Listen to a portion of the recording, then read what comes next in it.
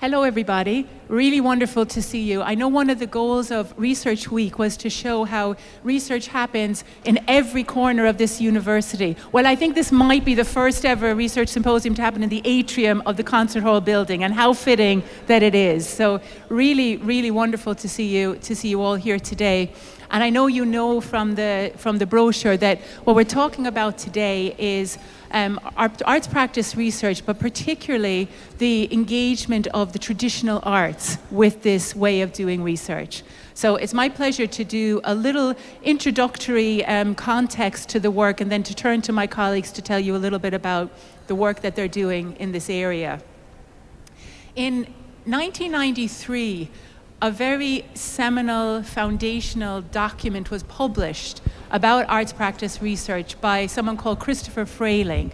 He was the rector of the College of Art in London, and a former head of the British Arts Council as well. And in this document, he wrote about 3 different ways in which the arts and research dialogue with each other. One of these he called research about art. And this is a form of research that we're probably very familiar with in universities. It's research that can be carried out by historians, sociologists, musicologists, semiologists, paleographers, scholars who are interested in the arts, music, dance, film, creative writing, but don't necessarily have to be artists themselves. And the work, the research that they publish and produce is also not necessarily an artistic output. It could be a book, a monograph, it could be a journal article. And this way, this form of researching about the arts traditionally was the dominant form of research in this relationship between research and the arts in universities. Another aspect of the relationship between the arts and research is what we might call, and what Phelan called, research for art. And this is a form of research that many artists do. If an artist is preparing to create work, they might go to a library and check out manuscripts of repertoire to decide what they're going to perform. If they're a visual artist, they might study other artists to get ideas or inspiration for the work they're doing. That kind of research is typically carried out by artists who traditionally were not necessarily academics, and the output of that kind of research was almost always artistic. So we have research about the arts, often carried out by academics, and we had research for the arts, often carried out by artists. But it's the third aspect of the relationship between the arts and research that our panel are going to be talking about today. And this is a space where it's research through art. And research through art is often carried out by people who live at the crossroads between the arts and academia. People like my colleagues here on my left, who are both professional performers and artists, as well as being academics and researchers. And one of the things that really characterizes this way of doing work is that the process of making art or of performance is intentionally reflexive.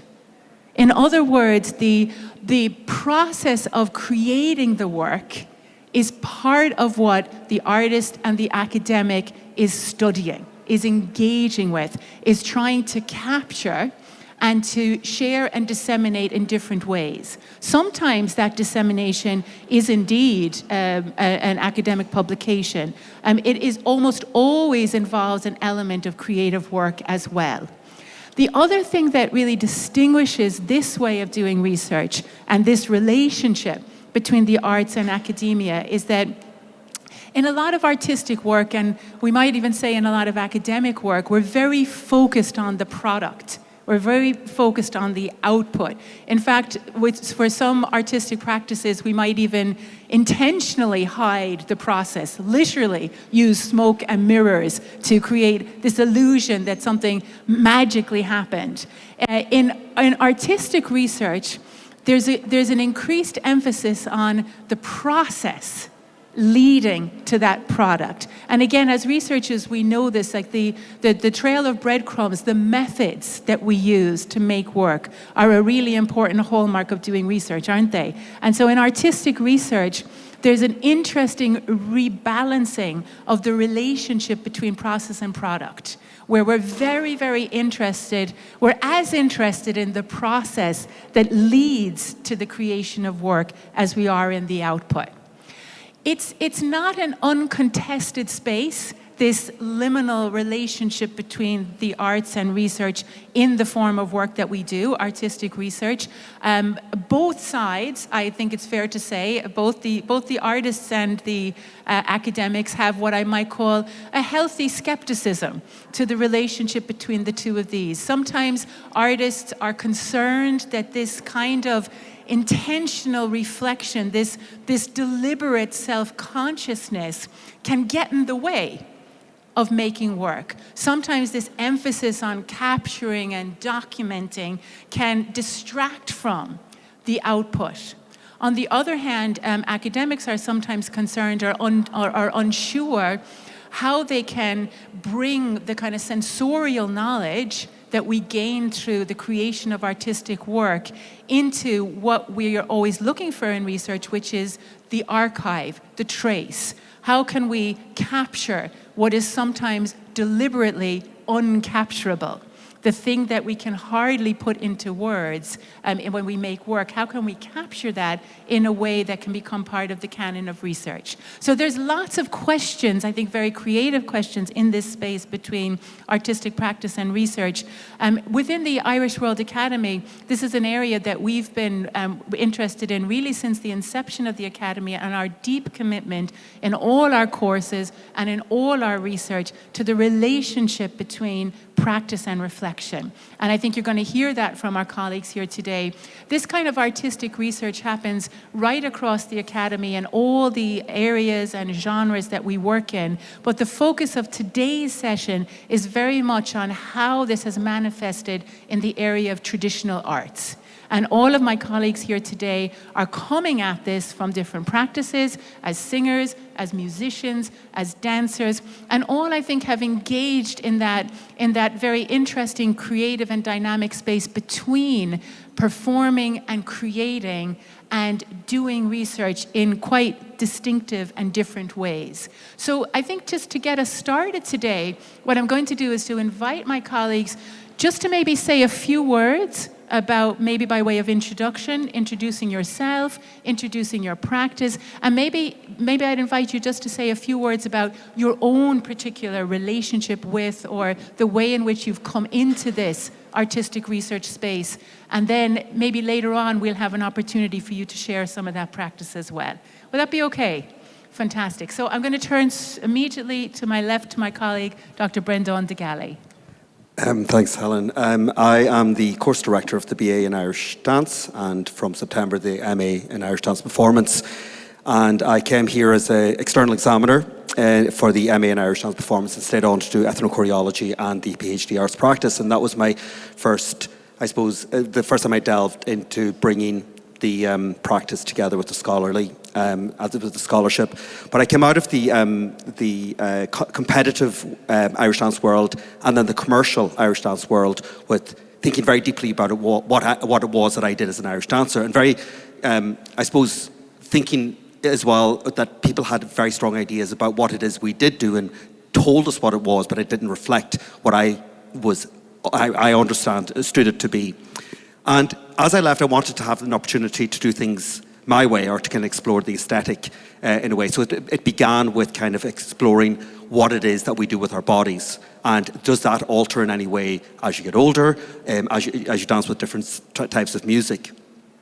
But as well as that, it was about very practical things about where do you put it on, who dances it. So these questions started to arise. And 23 years ago when I left Riverdance, it was very hard to find those dancers that would even care about what you were doing. It seemed at odds with their training. But as time goes by, everything changes. So not only was I looking at what I put on stage in a physical form, but what those things became. And I'm now looking at it through 20 years later, the lens of the mise en abîme, this notion of the story within a story. That what was happening was that not only were we discovering what we were doing with our bodies and the potential, so that would be the dramatic and poetic potential of our bodies, but also what we wanted to say. And actually, as time went on, as we got closer and closer to nowadays, the productions had more to say about who we were as a community as well as the art object itself. And that came out of the struggle to find a platform for this sort of work. The most obvious platform, in a way, was the contemporary arts space, but that wasn't necessarily a very welcoming space initially. Now, things have changed in the meantime, and I shouldn't really be too negative about it. I am getting the funding, are getting opportunities, but it is about that thing that when we're on stage, there is an ethno-choreological element of what you see, that within it, either in a linear or in an obvious way or in an abstract way, there is our story. And that is something that I find really enriching in the work that we do. And in the meantime, I now work with people. We can work at a rapid rate because the dancers have changed. And it's not because of the interdisciplinarity of their engagement with the arts, working with different sort of dance forms. It is about their devil-may-care confidence that we didn't have with our post-colonial attitudes. And dispositions. They are different, and therefore you can throw anything at them and they embody it, and they have the talent and they're exposed to a lot more. So my work has in a way changed utterly. We're as likely to speak on stage as we are to dance now. So it has become really much more of dance theatre, or Tanztheater with the German movement. But the difficulty is convincing the conoscenti that Irish dance can be used in a similar fashion to the Western art dance forms or the Western concert dance forms, to do things, to say things about society, about culture, about politics, as those other forms such as ballet and contemporary dance. Fantastic. Thank you so much. So, hello everybody. I suppose my current role is Interim Dean at the Faculty of Arts, Humanities and Social Sciences, and I was Director of the Irish World Academy for 9.5 years, where arts practice research has been so embedded and is so important, not just to the programmes, but also to the research profiles of so many of our staff. So I recently released a CD recording of traditional song. And so I've become increasingly aware of the kind of research and the kind of processes that Helen was talking about that you need to interrogate in order to be able to perform. And I suppose for me it's about making the jump from being a performer to being a researcher in some ways. I think there is a way of thinking, I suppose, in a way of describing that process. So in terms of traditional song, I'm looking at Dr. Ciara Thompson there, who completed her PhD in a more academic context, I suppose, last year on traditional song and about meaning and story in lullaby singing. But Ciara's also a singer, but she chose to go with a more academic, if you wanted to call it that way, route with that particular PhD. But I think, Ciara, you could probably have gone the arts practice route. So a lot of the work that we do at the Academy is kind of positioned somewhere in that creative space. And with a lot of our students, as Helen will tell you, when they come to us, sometimes they're not sure, are they going to do an arts practice PhD, for example, or a more traditional, I suppose, written-based PhD. I suppose I would find myself in that space as well a lot of the time. So I suppose in terms of being a traditional singer, there are so many elements to this. Song is a very particular form of communication, as we know. It's not just language, it's also got that musical element. And performance is central to the communication of what a song is. And of course, there's lots of extra musical meaning as well that's communicated through a song. So I suppose that's something that's very important in terms of process around, for me anyway, around traditional singing.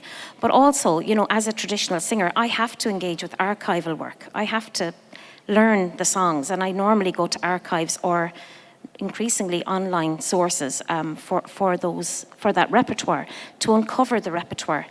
And it's quite an intense process in some ways, because it's not just a matter of clicking on, say, the Traditional Music Archive microsite and deciding, oh, that title looks nice, I might sing that song. You really have to listen very, very intently, and you've got to think about whether the song, the meaning of the song speaks to you, and also whether the music makes sense. It's a combination of a lot of complex relationships, I suppose. And for me, that's a lot of the work that I would do as a traditional singer, and it's something I would encourage in anybody I'm teaching that to engage in that process of deep listening, to understand the meaning of legacy in what you're doing, because it's actually really important as a traditional singer, I think, in terms of the way I sing anyway. So there's that kind of, those archival digs for repertoire.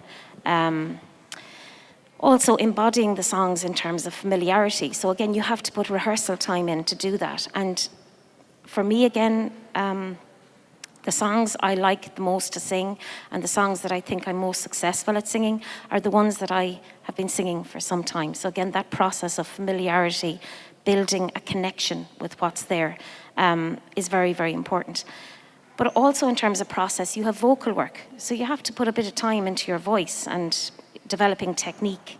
And that's also something that's a very important part. And then, you know, if you're going to work with musicians, you also have to think about arrangements. So there's a lot in that process to be interrogated, to be thought about, and to be, I suppose, perhaps written about if that's the way you're so inclined. So, yeah, and I suppose in recent times, and when I get to do my own spot in a minute, I'm very interested in the environmental connections that are there in these songs, connections to place, but also nature, seasons.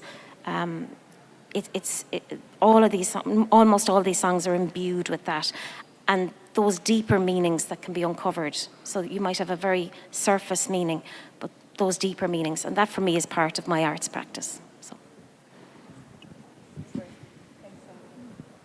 This is really dangerous. My name is Niall Keegan. I'm the course director of the BA in Irish Music in the Irish World Academy. Strange place over the bridge.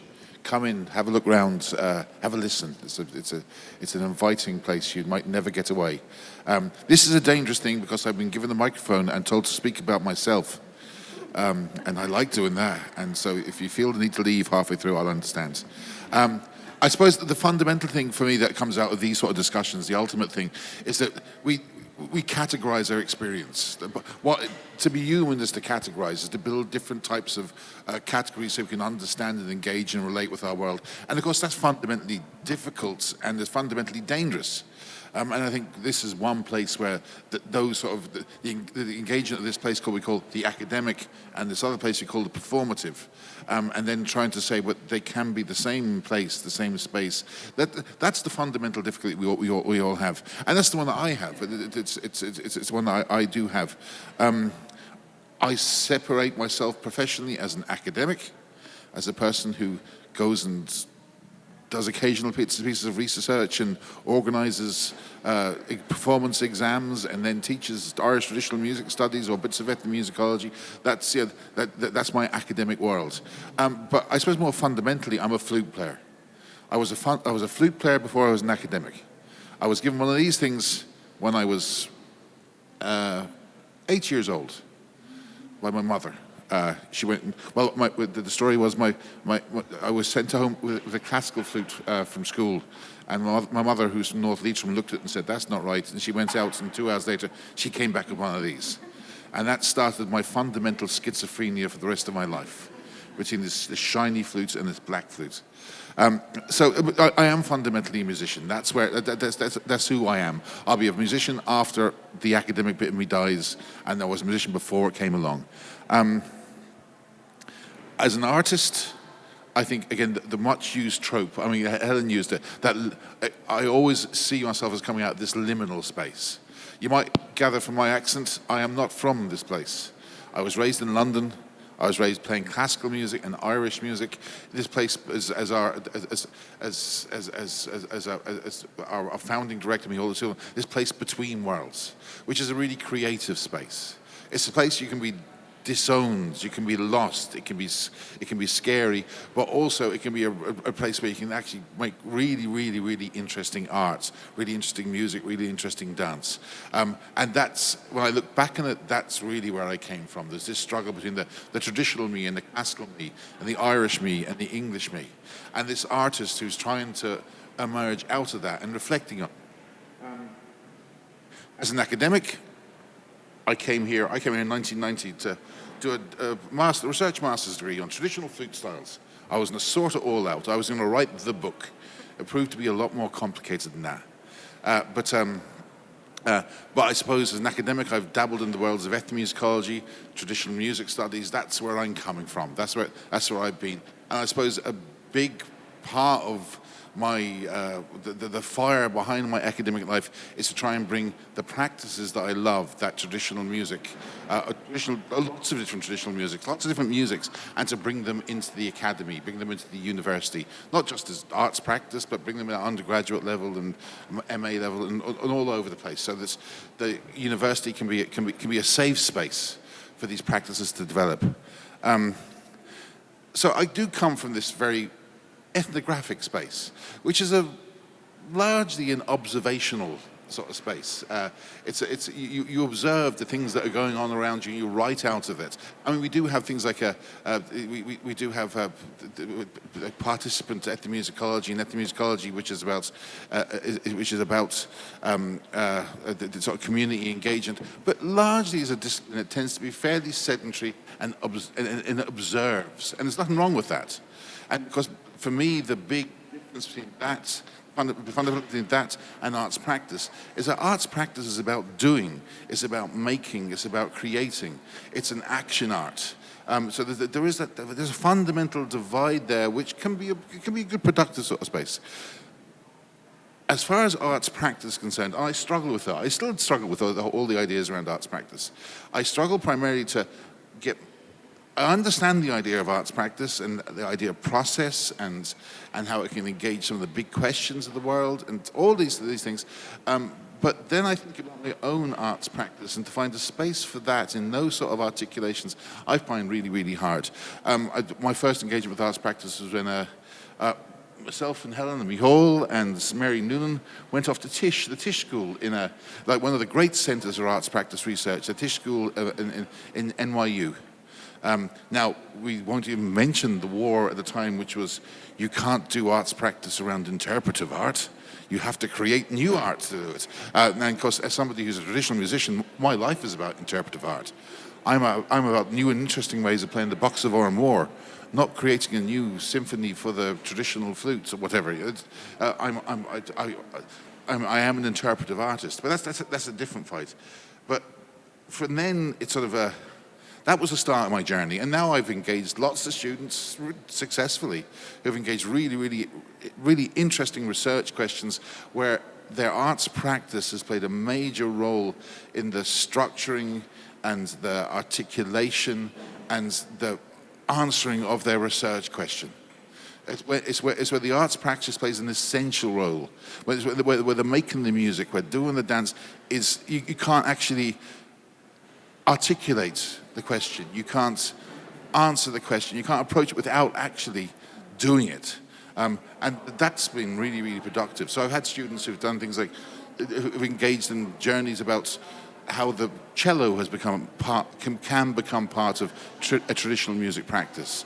How a songwriter can react to what he considers to be the objectification, the commercialization of popular music practice, especially in how that plays, it relates to issues of intonation and things. That I have a current student who's starting up who's looking at the creative spaces and the creative engagement of Serbian and Irish flute and whistle traditions and how she can make new art out of that. And that's really great. My issue, and when we get to it, when we play the bit of music, is how can my art play a part in that art practice discussion? And I think I'll leave it there. Yeah. Hi everybody, my name's Connor Caldwell. I'm not from around here, as you can hear. I'm from Belfast, and my journey into the arts practice space is still ongoing to an extent. I'll just tell you a bit about my background and I suppose my journey to Limerick. So I started playing the fiddle when I was about 11 years of age. It was 1998, so the same year as the Good Friday Agreement was signed, 25 years ago this year. And in Belfast at the time, there wasn't really anywhere for young people to explore traditional music. There was a great deal of infrastructural discrimination against elements of Irish culture in the city, which have been, beginning to be redressed at the minute. And it was quite difficult to, as I say, to find that social space, particularly to play traditional music. So, like many young people in my generation at home, I navigated towards Donegal, and many of us went there to learn Irish when we were younger, or to participate in the summer camps, and particularly to learn traditional music in my point. And so began this sort of like cultural displacement that I experienced of being someone very much of Belfast, but all my cultural experience and my relationship to the tradition was all in another space that was 3 hours down the road, where I didn't really know that many people. And this is back in the time where you're writing letters to your friend around the country and sending them mixtapes and all this sort of stuff, which was great at the time. My sort of group of musicians that I would have associated at that time were all over Ireland, because they were experiencing the same thing of not having things on their doorstep and landing up to this almost like another world in southwest Donegal. And I suppose I was disconnected as well. I think I was different from my friends in that a lot of them had a sort of an intergenerational transfer of music, of something that they could say belonged to their family. So you had grandparents who taught parents, who'd taught the children. And I didn't have that. I was a new start, and although my parents had interest in traditional music, I never really felt as a performer that I had that sort of authority. I didn't feel I carried the weight of generations that had gone past me. And when I was young, I saw that as a very negative thing. I see it as a very positive thing now as well, because I think it gives a lot more freedom. But because of that, I had no confidence to express myself through performance. So when I went to university, I was in Queen's in Belfast, which had a very kind of traditional approach to scholarship, and I completed my PhD through, I suppose, looking at traditional music through a historical and economic lens with a bit of musical analytics, and would have learned a lot, although I didn't know him at the time, from Niall's writings in that regard. And I sort of fell into this space by accident. A few years after I completed my PhD, I was working on restoring a piece of archival footage with my friend, and we're both fiddle players, and we're presenting this footage all around Ireland at various festivals. And we decided one day we'd play a set of tunes at the start of the screening. And then the next time we said, sure, we'll play a set at the start and the end. And then we said we'd put a set of tunes in the middle. And before we knew it, we had 10 or 12 sets of tunes, enough for a CD. And it's only looking back on that process now that I realise that I was living in that sort of arts practice space of responding to the stimulus of the footage, which was this fantastic piece from the 1960s of John Doherty, the fiddle player, playing with Pete Seeger. And we were putting sets of tunes together, some of which we were drawn from our own experiences of going through archives, which Sandra's touched upon, and that's something that's very, very important for me, is the response to archive. But also then things that we were writing actively at the time in response to this shared moment that we were having as researchers and as fiddle players, and going around and sharing this footage with people in all corners of Ireland. So I sort of fell into this by accident and went on into further projects, and I look quite extensively now at the archive of Edward Bunting, which lives in the special collections in Queen's in Belfast, and came up with another quite self-indulgent CD, which looked at some of the problems that emerged from that manuscript, but not just playing the tunes, but trying to respond to the gaps in the archive. I think someone mentioned that earlier. How do we fill in the things where the page is ripped and we can't see the rest of the piece? How do we create a sound that was, or an idea that existed for harpers in the 18th century, which they don't do anymore? So things like tuning preludes, how can we adapt that for a fiddle player in the 21st century? And I think that the reflective process, that sort of looking back on what you do with your art, is something that I'm still working on at the minute. I'm still trying to get my head around how I do that, again in an authoritative way. But what I would say is that the arts practice space was where I found my authority to be a performer. I got a lot of comfort out of being one of only a few people who are working off these kind of archival stimuli, and that gave me a space to move into, because I felt, as I said earlier, I didn't have that. This is the repertoire that's been passed down to me through the years, so I had to cultivate my own repertoire, and that's eventually landed me in Limerick in this program. So yeah, my journey to this space has been complicated and not linear, but I hope it adds an interesting perspective to what we're all doing. Thanks, Connor. My name is Dr. Helen Phelan, and I am from Limerick. And I suppose we can turn down as well, right? Thank you. I knew I would break the microphone. If I stand next to something, it can break. Never mind, my voice will carry anyway. I suppose my engagement with practice was something that I had always done and didn't think about until much later in life. I grew up in a house where everybody sang, danced and played all the time. We sang songs in the car to stop us from getting sick. We sang songs at home. Our grandparents lived, right, my granddaunts. My mother was an orphan, and she was reared by 2 maiden aunts, so we grew up in a very matriarchal society with the grand-aunts passing on the tradition of a feeling of loss from what my mother had lost in her own family. My father's family was much more classical, so I had a traditional cultus, Irish music and dance and language coming through one side of the family, and then the other side of the family had a sort of the De Lacy twins tap and a little bit of cricket, rugby and opera, so very schizophrenic household. So I grew up singing and dancing and thinking that's what everybody else did too, because we did it all the time. My training initially in academia was as a primary school teacher, so my practice was always part of the teaching. I performed teaching and thought that everybody else did it in the same way. So somebody said a word, I have a song about that. And those of you who know me well will know that I burst into song at the slightest thing. So it was about embodying the sense of self. But I didn't know that had a discipline around it. That's just how we behaved in our house. And everybody else at the time thought that was actually very strange in the 70s and 80s, to be really, really honest about it. But I always really enjoyed teaching. So I would say traditional arts, first and foremost, informed me as a pedagogue. And that has definitely informed the way I teach here. Because when I'm teaching out of a memory of how I used to sing, how I used to dance, and how I used to teach. But I also, because I taught a lot, I also taught like things that I couldn't do. So I could teach swimming, but I couldn't swim, but I didn't have to be able to swim. So you know what I mean? So it gave me the confidence, I suppose, building on what I was able to do, to build my teaching skills, to take the students wherever I was and meet them where they were at. And that was really engaging for me, because the pedagogy and the performance are very linked still. And I think that's really important, because it's all part of an embodied practice, none of which I understood when I was 10. You know, I didn't get any of that. Even when I did a vocal recording in the late 1980s that was cut on vinyl. That's a long time ago. And it was a great experience. But it was a disembodied experience, listening back to yourself singing. And then my family circumstances changed, and my aunt died, and I had to take over a dancing school. So it was like inheriting a farm. So I had to turn from I played ceilidhs and sang songs, and then suddenly I have this beast of a school that has been going since 1929, and I now have to run. And I understand that some of you will understand that. So you have Helen, you always said you always have a choice, and I was like, do I really have a choice? So, you know, I can keep this going because it's part of who I am, or I can leave it there and be part of who I can be. So I really struggled with that identity.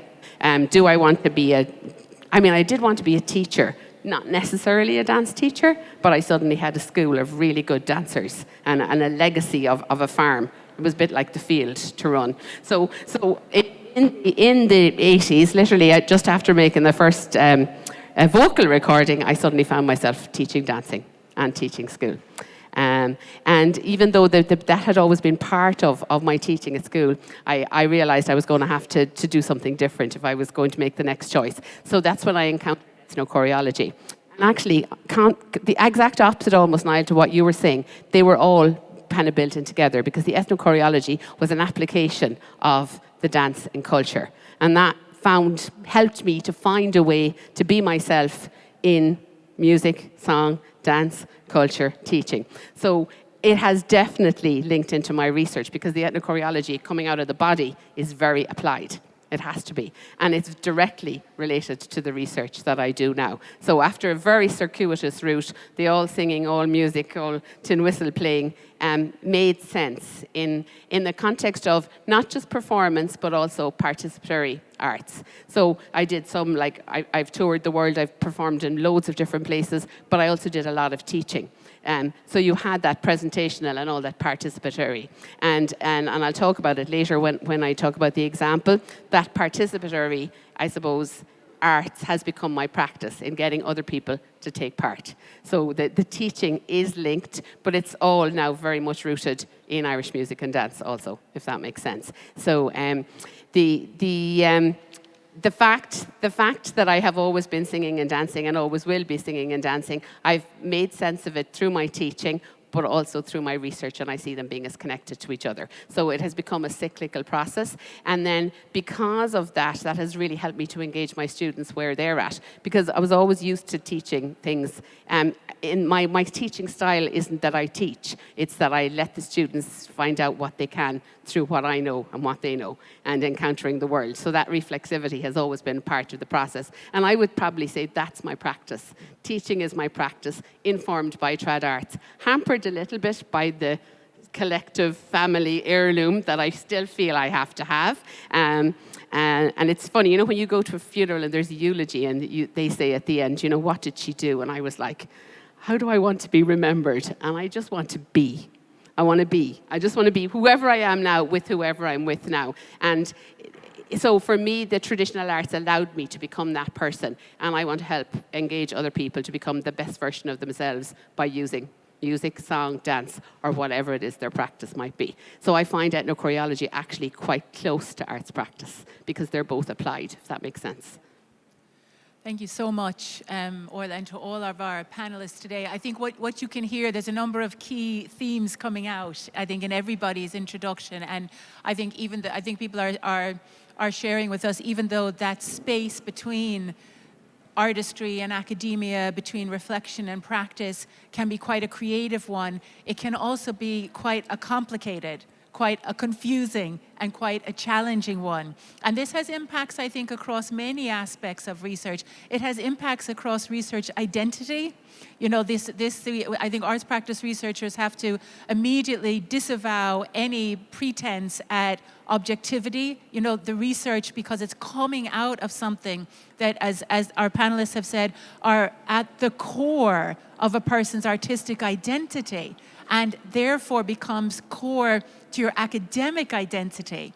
There is no separating the dancer from the dance, and there is no pretending that one is. So that brings all kinds of complications and enrichments into the research space.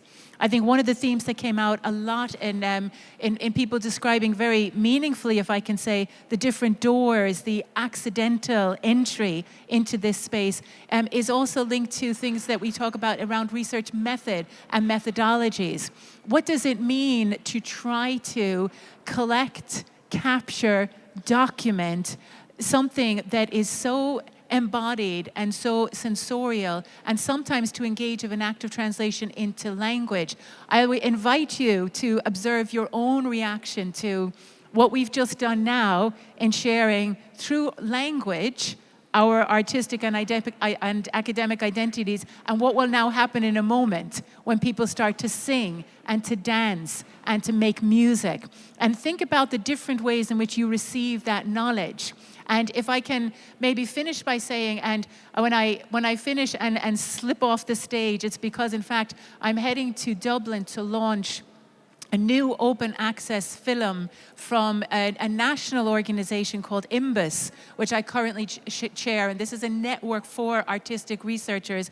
And it's an open access film about how we value and share arts practice research. And I think those are two important words, aren't they? Because value has to do with evaluation, what kind of prestige we give, what kind of authority, as Connor said earlier, we give to this kind of research. And sharing, of course, is linked to this issue of dissemination. What counts as research? What resides in the archive? And I might finish by saying, I think probably one of the most important reasons that motivates all of us in this space, and why it is so core to what we do as artists and as academics in the Irish World Academy, is because the kind of knowledge that all of my colleagues here are going to demonstrate to you is a form, as Orla said, of embodied intelligence. And that embodied intelligence for many, many centuries has been absent from the research table. So what constitutes knowledge has traditionally in the arts not included this kind of ephemeral, sensorial, embodied intelligence that we know the people who make sound and make gesture and have somatic and kinetic responses to the world in which we live has not been included in the discourse around research. So this is an activity of redress. It's rebalancing and bringing those voices into the research space. And I think bringing those traditions of creativity and creating sometimes unorthodox and different ways of making work and disseminating work into the research space.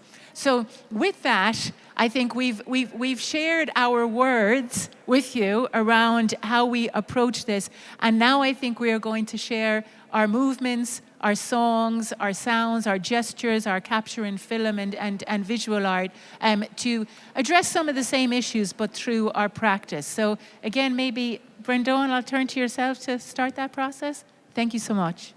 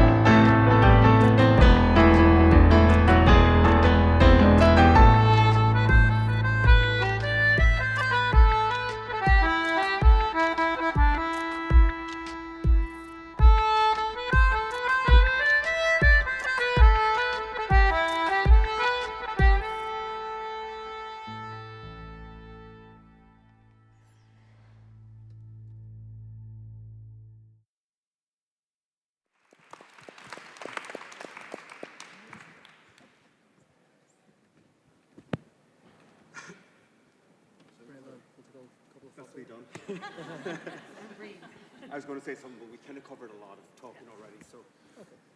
So my bit's next. I'm not going to dance. You'll be very glad to hear.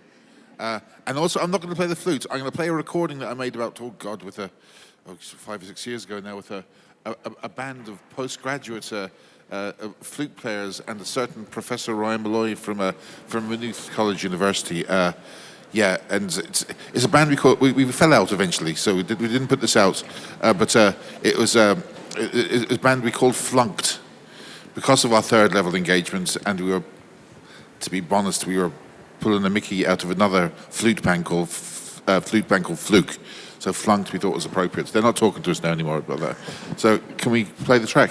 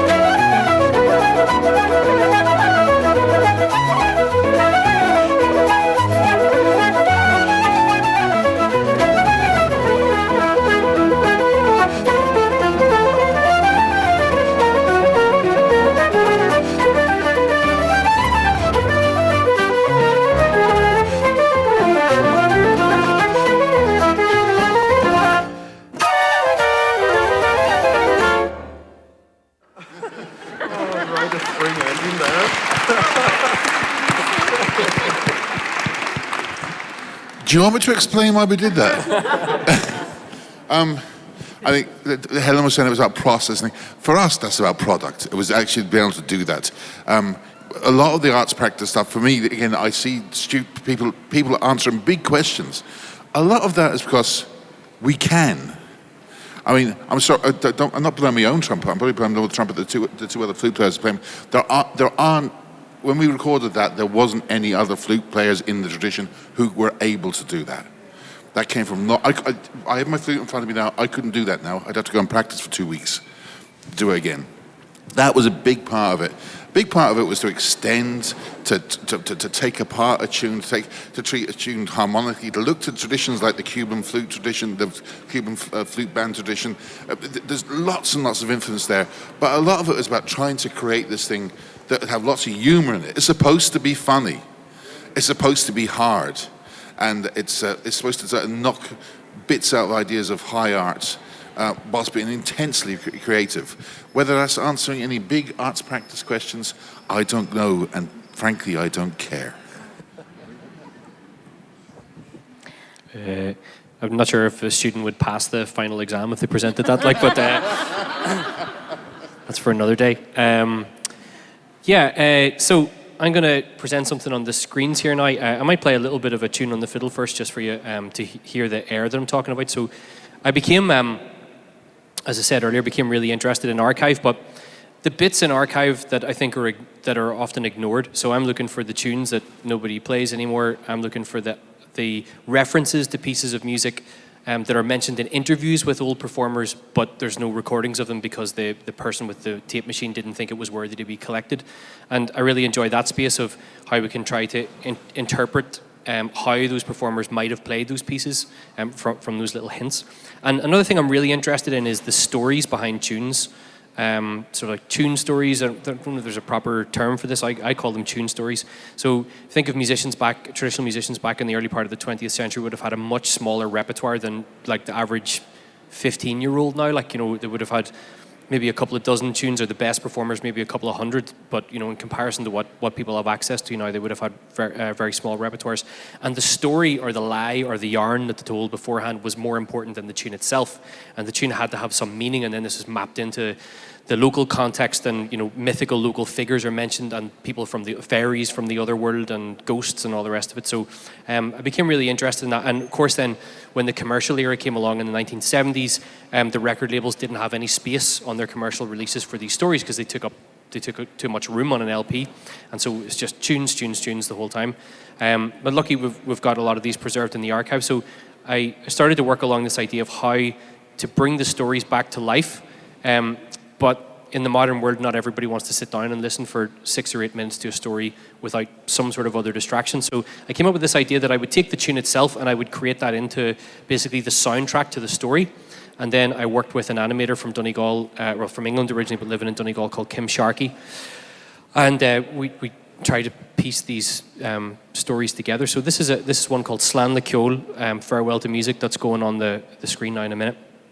And it's fairly self-explanatory, but this is about musicians in Southwest Donegal and their connection with this other world that's always a sort of a stimulus for the creation of new music. So this is an almost finished piece, but still a bit of a work in progress. So we can roll the video, and I'll talk about it after.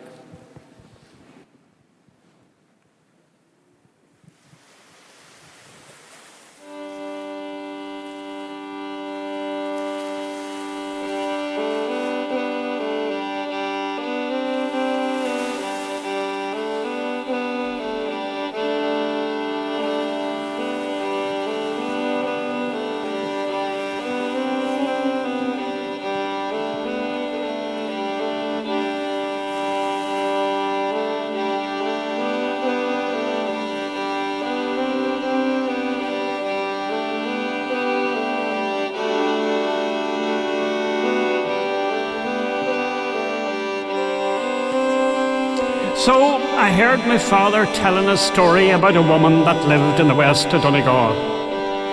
Her name, she was well known as Biddy Muckris, and she was a woman spent all her days herding and knitting. Knitting was a great go at the time. Well, there was there was some special place beyond her house, as we used to call it in Irish, a spink. And she had a place for sitting when herding. It was a sheltery spot, so every time that she'd come home in the evening, she had something new in the line of music.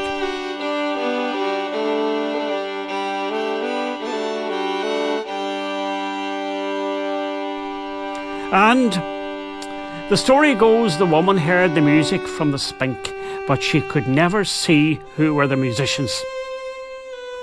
But one night she was just after going to bed when there was a lot of strange children from the locality came in. Or they appeared to be from the locality, but she didn't seem to know them.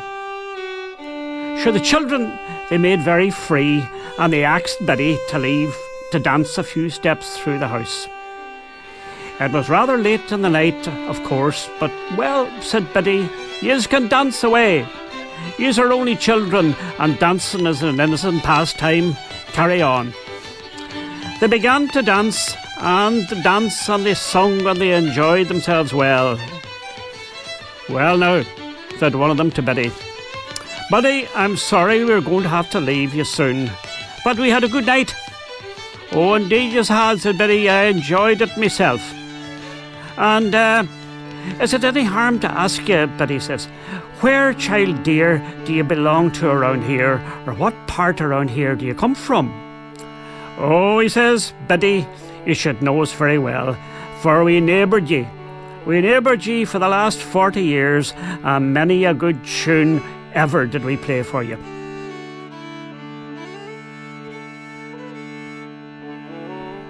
Well, dear no, said Betty, I never seen you before. I'm telling you the truth, and I can't make out where yous are from. And it's no odds anyway. That's a very nice tune, said Betty, the last one yous played, and I'd like to have it. Well, he says, we'll do our best to learn you that tune before we go. So they started and they learned Betty this bit of music.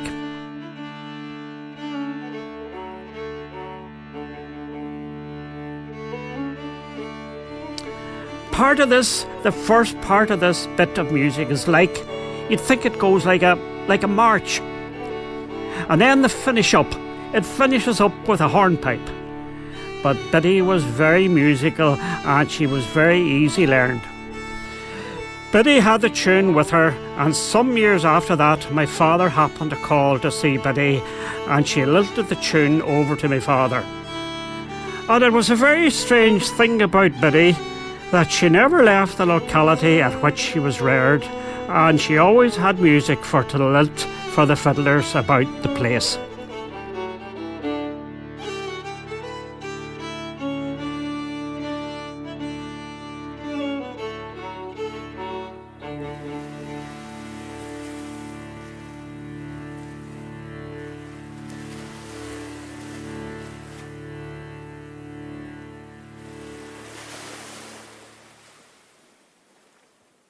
So that's it.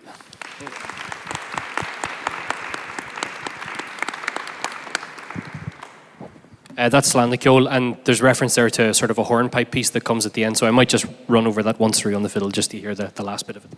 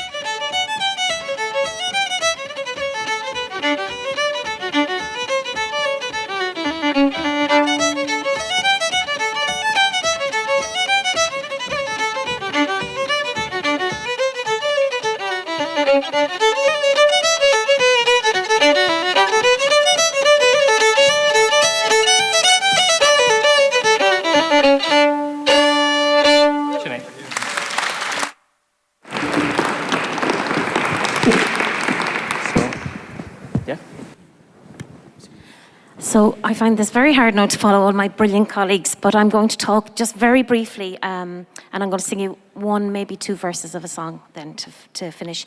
So I suppose what I'm exploring through this particular song is the kind of cultural knowledge, reflecting history, folklore, belief systems. I suppose that's kind of what Conor was getting at as well, is held in a lot of this repertoire. And the contextual knowledge also that a singer builds up in terms of the song. For example, connections to geographical aspects of the song, or the historical context of the song. Again, I'm looking at Ciara because so much of her work is around this area, and it's a really fantastic PhD exploring these. So songs, of course, are also often about place. And as I said earlier, these connections to the environment are often very, very important in songs. And there's lots of kind of deeper meanings within that as well often. But these understandings and connections really evolve and change as song is transmitted through time. So the meaning of the seasons, perhaps, to people 100 years ago can be quite different to the meaning that seasons have today if you're not as connected to the land or if you're not dependent on the sea for a living. So these things are really important, and meaning is constantly negotiated and meaning changes according to the audiences and the time frame. But the connection is still there. And I think that's why a lot of traditional song, that legacy is really, really important. And I think can tell us an awful lot about the relationships of humans to their environment and how those relationships can evolve and change. But also we can learn so much through that. So especially in terms of the current climate crisis. So when you think of traditional songs, they reference not just land and sea, but animals, birds, plants, and many references are metaphorical in context. And you also find references to the supernatural, which actually can often be grounded in not just belief systems, but also in connections with things like plants and animals as well. So as I said earlier, I believe, well, it's a fact, I suppose, that performance is integral to the communication of these processes. So I'm going to sing a couple of verses of a song called The Mountains of Pomeroy. So again, Helen referred to the intensely personal nature of arts practice. So this song, for me, reminds me of our daughter, myself and Niall's daughter, who's now 25. But The Mountains of Pomeroy was the first tune she learned on the tin whistle. And I think that's one of the reasons I love this song. So that meaning is very deep for me. And it's more about the melody and the air as well as the connection through the song. So it's just an example, I suppose, of how you can interrogate meaning. It's based on, I'm not going to go through the storyline. Many of you may know that song. It's quite a popular song in the tradition. But I suppose just to mention a couple of the metaphors which are very strong. So the metaphor of the fox is very strong in this song. The idea of the fox being a cunning creature, being hunted, and the political symbolism around that, because the song is very political in its connotations. It's a song of a mixed marriage between this woman who her family are very against her relationship with this rapparee type figure who's hiding up in the mountains. And the whole idea is that he's fighting for Irish freedom, which comes through very strongly in the song as well. So there's a lot of meaning there, a lot of things to interrogate. And just to say, there's so much I could say about the way nature comes through the song. It's integral to the song. Nature is very much about connection to place and solace and protection, but it's also very dangerous and unpredictable and actually causes the death of the young woman at the end, I'm afraid to say. So this, I think for some of us today, this can resonate with the whole idea of the climate crisis. So it's again, it's about meaning and how meaning is interrogated for us. And I suppose just to say as well, in this song, water is very strongly referenced as well, and water is a symbol of life, of course, but it's also a symbol of death because it causes her ultimate death. So they're just some of the themes that come through this song. Can you hear me? I'm not going to use this. No, that's fine. No, if you can hear me, you can hear me, and if you can't, you can't. Hopefully you can. So here's just a couple of verses of The Mountains of Pomeroy. The dawn was breaking bright and fair.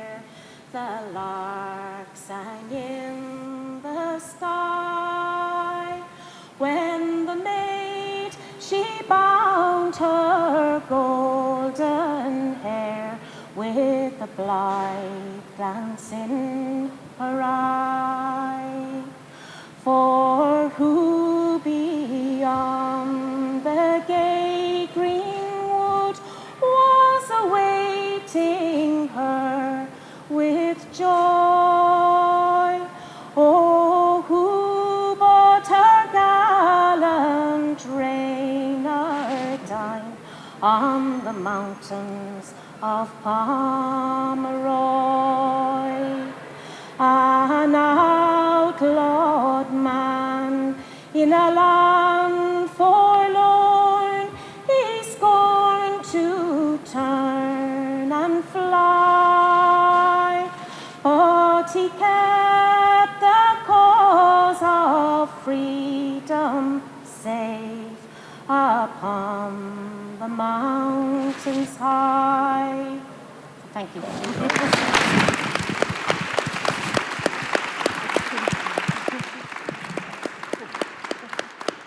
Thank you, Sandra.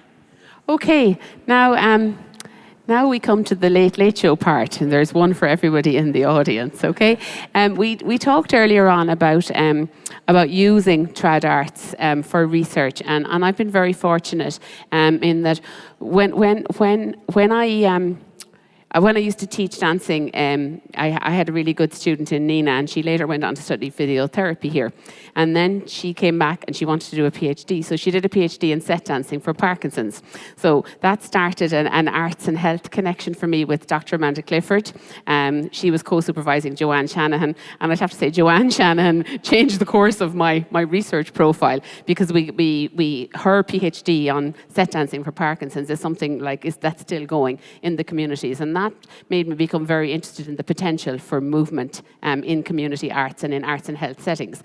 And then Amanda and I went on and we did a post-hospital study, and then we applied for HRI funding to do a feasibility study, and then we got a big DEFA fund there from the HRB nearly 2 years ago now, and we set up a Move to Music program for older adults, which came at a time post-COVID, obviously, when people were disconnected from the world. And I suppose this is an opportunity for us to think about the importance of the bodies coming back into the actual world, because people have become very disconnected from each other.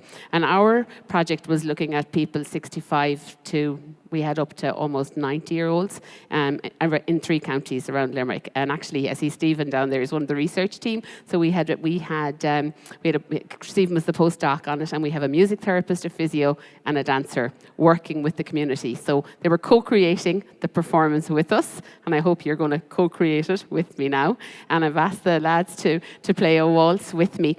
The point is, we can all move. Some of us can just move maybe better than others, and we can all move what can move. And this was really important for this particular cohort, because we wanted to give them a skill that they could take with them going forward. So some people had lost confidence because they hadn't been anywhere. We had one man hadn't left his house in 3 years. We had some people who hadn't had anybody to speak to except the postman. So it became a way of creating social cohesion, but we also co-curated the project with them. So we don't have time to build all those relationships, obviously, in the next 3 minutes. So I've brought along 2 musicians who are going to co-create with me. And I think Niall has picked the tune, have you?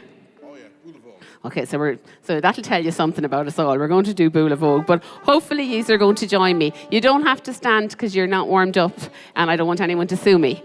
So we're going to pretend we're all seated, okay?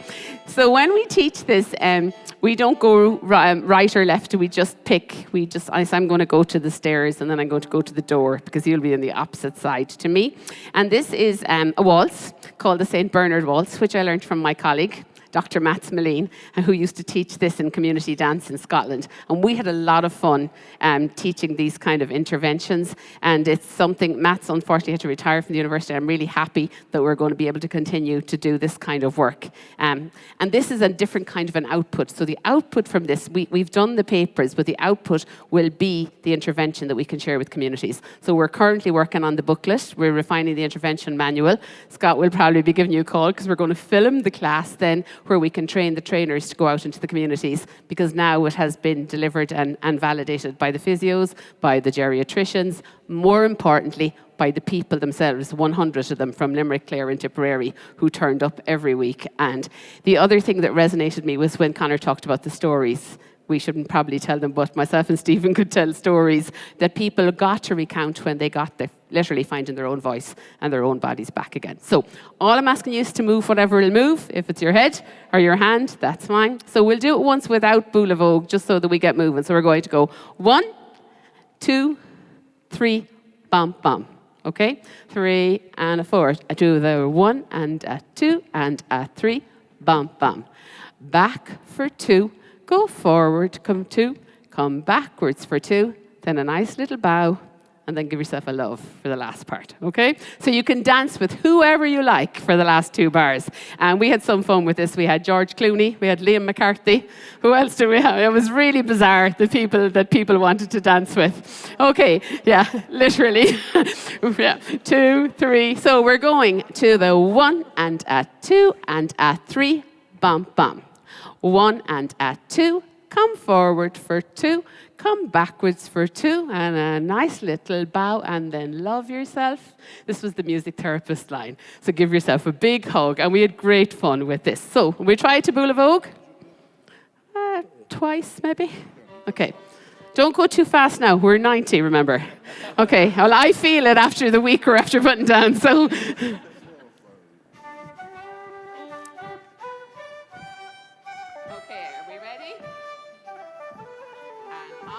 We go, a 1 and a 2 and a 3, bum, bum. A 1 and a 2, go forward for 2, come backwards for 2, and a nice little bow, and then love yourself. 2, 2, 2, 3. See, you're laughing already. A 1 and a 2 and a 3, bum, bum. Back and a 2 and go forward for 2 and come backwards for 2 and a nice little bow and then hug and a 2 and a 3 last time and a hen and a do and a 3, a hen and a do and come forwards for 2, come backwards for 2, a nice little bow and then love yourself. 2, 2, 3, 3, 2. All right, thank you, guys. I wouldn't normally stop in the middle of Bula Vogue, but... So the rationale, though, was that the participant chose the song. So in some venues, we got the Merino Waltz. We got a lot of Sliabh na Man. That was really hard on me, coming from Limerick. We also had to live with Spancel Hill. But it was really interesting because each public chose the songs that they wanted. And then the movements that we put into the dances were coming from the Physio Otago program, which is a falls prevention program. So people were moving sideways, forwards, backwards, without counting the number of reps that they did. So we were learning a traditional dance, and then we were going to Scotland. So we're in Scotland today. Let's go to Brittany next week, and we'll go. So we were taking people who hadn't been anywhere into wherever it was that they wanted to go. So there's a huge potential in music and dance for that, and in the arts and health realm as well. So, and I can honestly say that it has kind of made me fall in love with dance again, because I could see the joy that it gave to the people, instead of me fighting with people over a bad result or disappointing whatever they didn't get that they thought that they should get. So it's another way of doing it. And people would actually come in on their Zimmer frames or with their assisted device and be able to get up and dance without it, because the music will cue them. The songs will bring back a reminiscence theory, and the social cohesion was probably the greatest benefit, plus the tea that Stephen made, and I'm glad there's going to be tea and coffee. I would like to thank the lovely Ceoltóirí for indulging me with Bula Vogue. Thanks, guys, Gurmila. And so if we had more time, obviously, I would get people up. So what we did was we started every session sitting, then we'd move to supported, and then if people felt that they wanted to. And the idea was, you might feel great today and you can do it standing up. 10 years' time, luckily, we're all still here. You mightn't feel so great, but you can still dance, even if it's only with your eyes or with your heart. So I think that's a really important message that we can take, because we all have a body, and while we have a breath in it, it can do more than we think. So, Gurmila Mahagwef. Just coming to the close here now, so just want to thank everybody who appeared today. I had the crazy idea of putting this panel together when I just started at the university and didn't realize how hectic week 13 was. So thanks to everyone for fencing off this time and for being here, and thanks to all of you for for coming as well, and to Barry and Yvonne as well, who put this whole program events together. Give them a big round of applause, would you please? And a fantastic technical crew as well from New Media. We just want to acknowledge that they've made this space look so fantastic and made everything flow really well today. So if you'd give them a round of applause as well, I'd really appreciate it. Thank you. Before we all head off to either do exams or mark exams again, if anyone has a question, we have a couple of minutes. Otherwise, we can leave it at that. And we have a radio mic, so you can actually speak through the mic. Or we can just have tea and do it there. Listen, thanks very much, everybody. All the best.